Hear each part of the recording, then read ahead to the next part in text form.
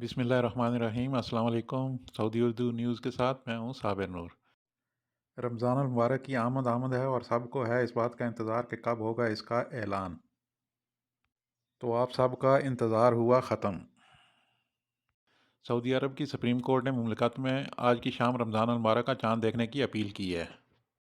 सरकारी खबरसां agency SPA के मुताबिक सुप्रीम कोर्ट से जारी बयान में कहा गया है कि मुमलिकत में जिस शख्स को भी रमज़ान अल मुबारक का चाँद दिखाई दे वो अपनी गवाही करीब तरीन अदालत में दे।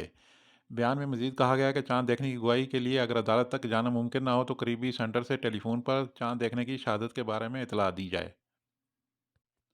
आज 10 मार्च 2024 को कमरी माह शबान की 29 तारीख है। इस हवाले से अदालत आलिया ने सऊदी शहरियों और मुमलिकत में रहने वाले गैर मुल्कियों से भी अपील की है कि वो चाँद देखने की गवाही रिकॉर्ड कराएं।